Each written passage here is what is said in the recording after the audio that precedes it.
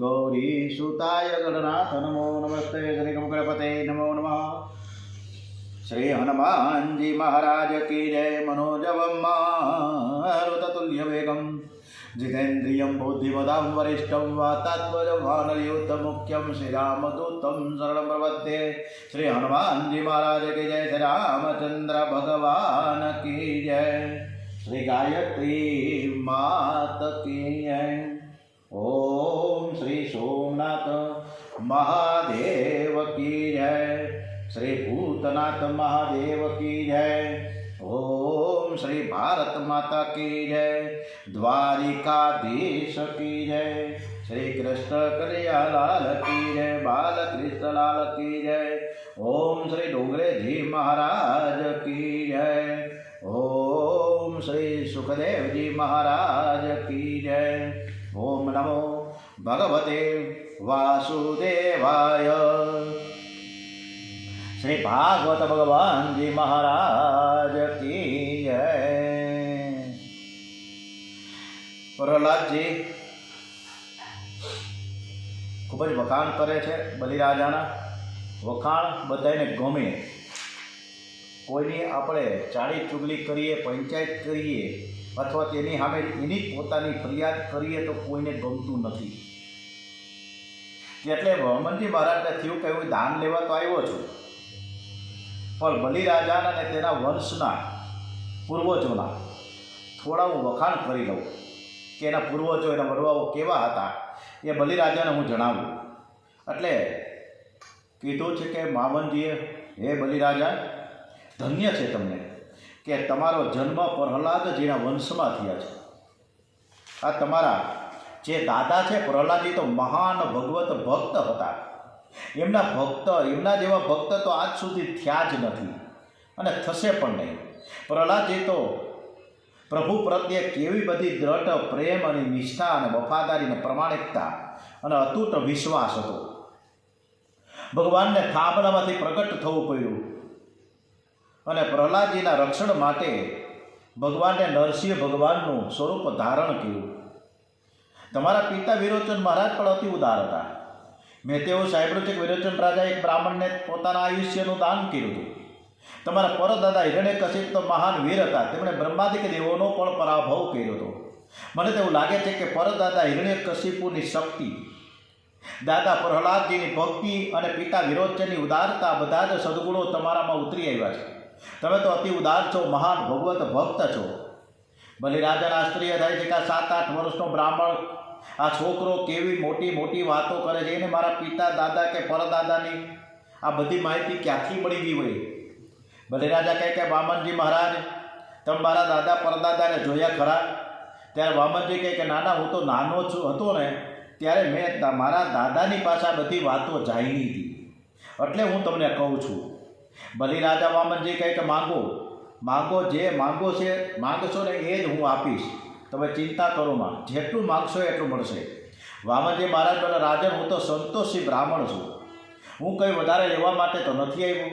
હું મારા પગથી માપીને 3 પગલાં પૃથ્વીનું દાન લેવા માટે આવ્યો છું. તો આ સાંભળીને બલિરાજાને ખૂબ જ આશ્ચર્ય થયું. મનમાં વિચાર કરે છે કે આ બ્રાહ્મણ હજુ નાના છે, તેમની બુદ્ધિ હજી કાચી છે, એવો ભણ્યા પણ ગણ્યા હોય એવું લાગતું નથી, એમને હજુ માંગતા નથી આવડતું.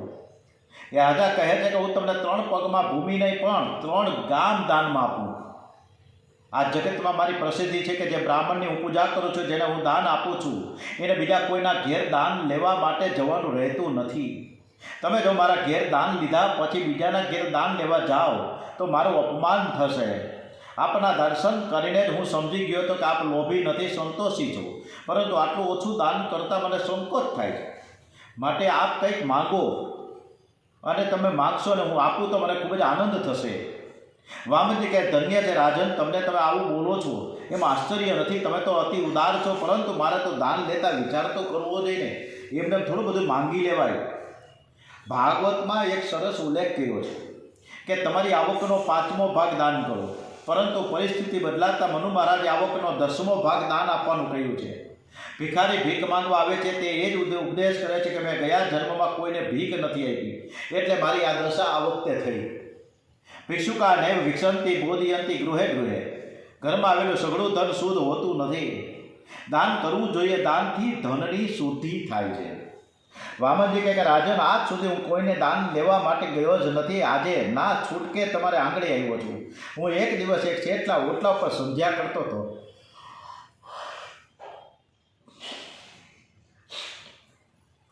એ શેઠ બહારથી આવ્યા અને મને પૂછ્યું કે ભાઈ તમે કેમ બેઠા છો, તમે અહીંથી ઊભા થઈ જાઓ. મેં કહ્યું કે ભાઈ હું બ્રહ્મચારી છું, મારી સેવા પૂજા સંધ્યા કરવા માટે અહીં બેઠો છું.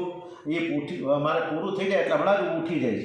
એટલે ઓલા શેઠે મને એવું કીધું કે હું તમને ઓળખતો નથી. આજકાલ ઘણા બધા લુચ્ચાઓ દિવસે બધું જોઈ જાય છે અને પછી રાત્રે ચોરી કરવા આવે છે. તેથી અહીંથી ઉઠ. મારી સંધ્યામાં વિક્ષેપ થયો, મને ખૂબ જ દુઃખ થયો.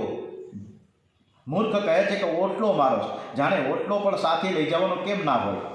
મનુષ્ય આ સંસારમાં મિલકત માટે પણ મારી કરતા હોય છે. જો એટલું સમજી લે કે આ સંસારમાં મારું શું છે તો પછી આ પ્રશ્ન જ ઊભો નહીં થાય. વામનજી કહે કે મારી સંધ્યામાં વિઘ્ન ન પડે તો મારે જ, તે માટે હું માલિકીની થોડીક જગ્યા માંગુ છું. તમારી જગ્યામાં બેસી હું સંધ્યા ગાયત્રી કરીશ તો તેનું પુણ્ય તમને મળશે. જ્યારે મને ભૂખ લાગે ત્યારે હું મધુકરી માંગવા જાઉં છું. મધુકરીમાં જે કંઈ મળે એમાં સંતોષ માનું છું. મારે વધારે કંઈ લેવું નથી. હું બ્રહ્મચારી છું. મારા 3 પગલામાં મપાય એટલી પૃથ્વીનું તમે દાન કરો. બલિરાજાને થોડી કસક હતી, અભિમાન હતું, ઠસક હતી કે હું અતિ ઉદાર છું, હું બહુ દાન આપું છું. વામનજીએ કહ્યું કે રાજા, તમારા જેવો દાન આપનારો જગતમાં નહીં હોય, પણ યાદ રાખજે કે મારા જેવો દાન લેનારો પણ જગતમાં નહીં મળે તમને. તું તો બધું આપવા તૈયાર છે પણ મારે કંઈ લેવું નથી વધારે. મારે તો ફક્ત 3 પગલાં ભૂમિ જોઈએ છીએ. બલિરાજાએ વામનજીની વાત સાંભળી ખૂબ જ આનંદ થયો છે. તેમને મનમાં થાય છે કે આવો પવિત્ર બ્રાહ્મણ મારી જગ્યા ઉપર સંધ્યા કરશે તો મારું કલ્યાણ થશે. આવા તપસ્વી બ્રાહ્મણો જગતમાં છે, તેથી તો ધરતી ટકી રહી છે.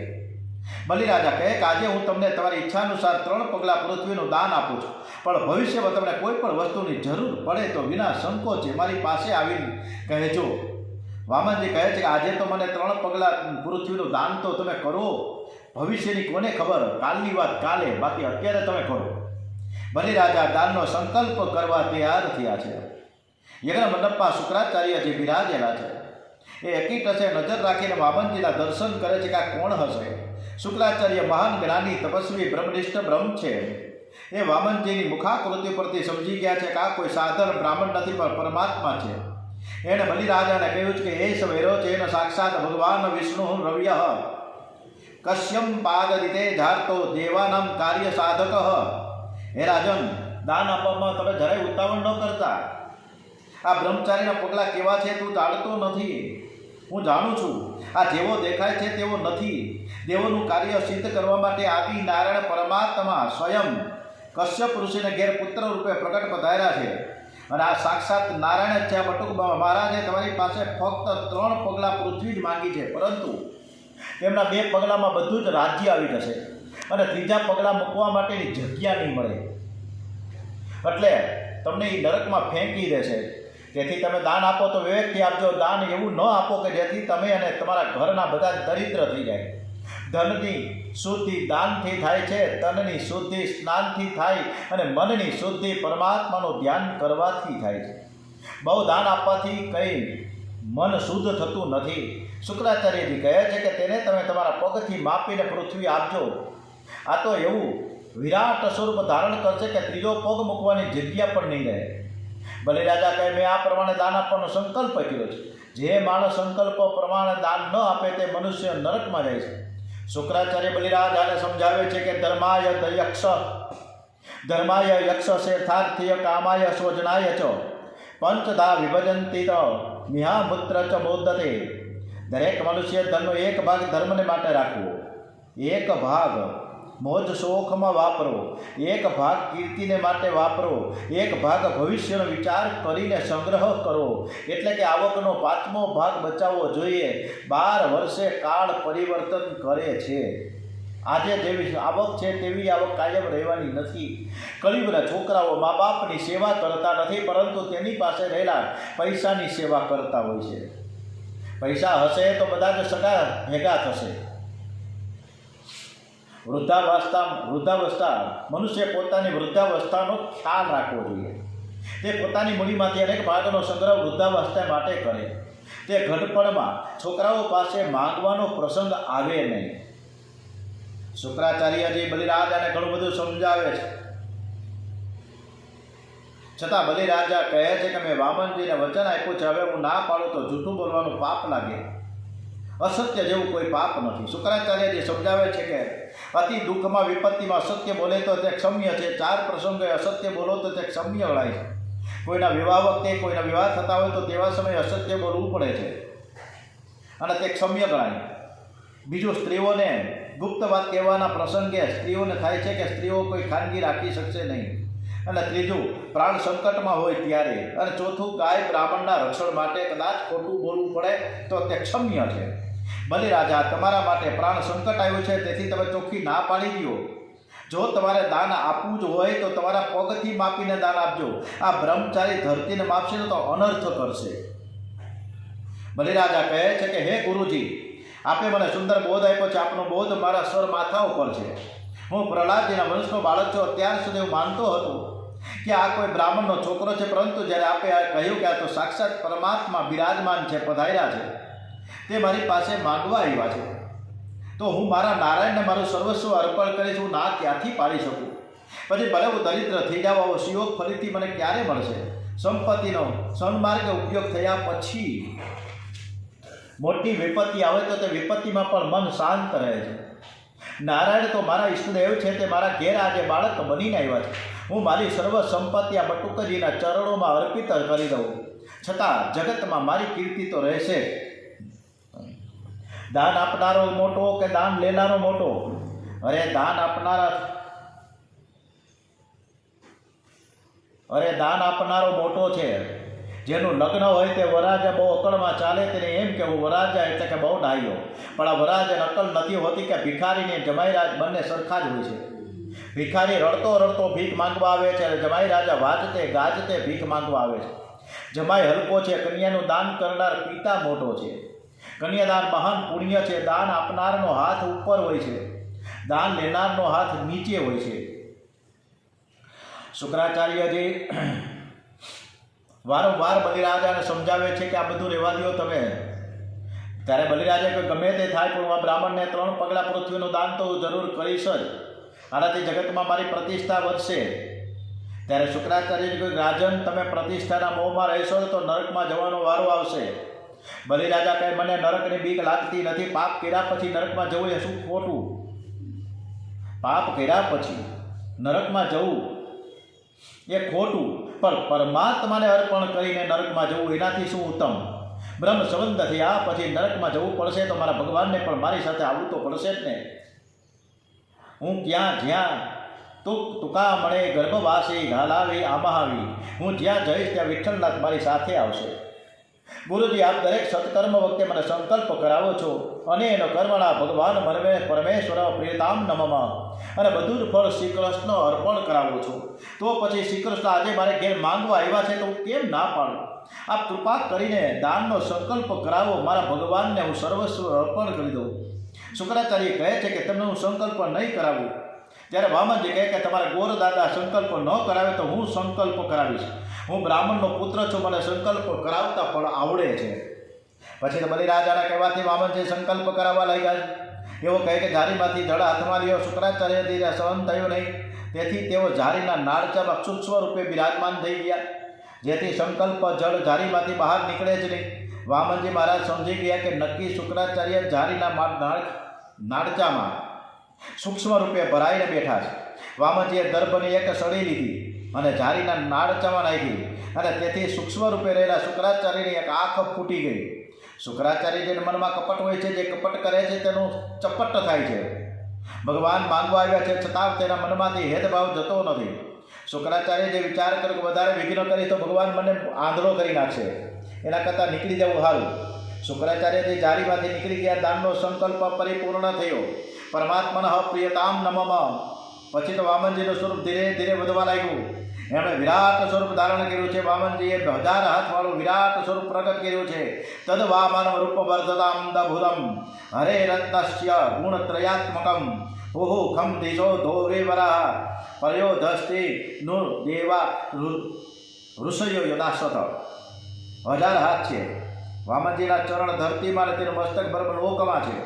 એમના શ્રીઅંગમાં બધા જ દેવો અને ઋષિઓ હોય છે. વામનજીએ આખું જગત વ્યાપી લીધું. જગતની બહાર પણ વામનજી 10 આંગળ બિરાજેલા છે. વેદોમાં વર્ણન આવ્યું છે કે પરમાત્મા જગતમાં સર્વ ઠેકાળે છે અને જગતની બહાર 10 આંગળ છે. ભાગવતના બીજા સ્કંદમાં વર્ણન આવે છે સર્વ પુરુષૈવદમ ભૂતમ ભવ્યમ ભવચ્ચેયત તેનેદમૃતમ વિશ્વમ વિતસ્તે નિધિ તિષ્ઠતિ. વિરાટ સ્વરૂપ ધારણ કરેલા વામનજીના એક જ ચરણમાં સમસ્ત પૃથ્વીનું રાજ્ય આવી ગયું. બીજા ચરણમાં બ્રહ્મલોક આવી ગયા. હવે ત્રીજો પગ મૂકવાની જગ્યા નથી. અને એ સમયે દૈત્યો વામનજી સાથે યુદ્ધ કરવા તૈયાર થયા. અમારા ધણીને છેતરે છે. બલિરાજાએ તેને સમજાવીને કહ્યું કે અત્યારે સમય પ્રતિકૂળ છે, માટે શાંત રહો, નહીતર બહાર માર પડશે. વામનજી કહે હે બલિરાજા, તે 3 પગલા પૃથ્વીનું દાન કરવાનો સંકલ્પ કર્યો છે. સંકલ્પ પ્રમાણે જે દાન આપતો નથી તે મનુષ્ય નરકમાં જાય છે. બ્રાહ્મણને છેતરો છો. અરે બલિરાજા છેતરે છે કે વામનજી મહારાજ છેતરે છે કંઈ ખબર પડતી નથી. દાનનો સંકલ્પ કર્યો ત્યારે 6 વર્ષનું બાલ સ્વરૂપ હતું ને ધરતીને માપે ત્યારે વિરાટ સ્વરૂપે પ્રગટ થયું. ગણેશ પુરાણમાં બલિ વામન ભગવાનને પૂછે છે કે આપે મારી સાથે આવું કપટ કેમ કર્યું? મેં કોઈ પાપ તો કર્યું નથી ને? ત્યારે વામનજી જવાબ આપે છે, હે બલિ, તારા હાથે થોડું પાપ થયું છે. યજ્ઞની શરૂઆતમાં મેં ગણેશજીનું પૂજન કરવાની આજ્ઞા આપેલી, પણ તે ગણેશજીની પૂજા કરવાથી ઇનકાર કર્યો અને વિષ્ણુની પૂજા કરીશ એમ કહ્યું. ગણપતિ પણ વિષ્ણુ છે તેમ તે ન માન્યું અને તે ભેદ રેખા રાખી છે.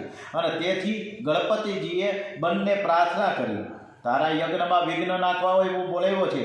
એ વિઘ્ન કરતા અને વિઘ્ન કરતા પ્રભુ પરમાત્મા છે.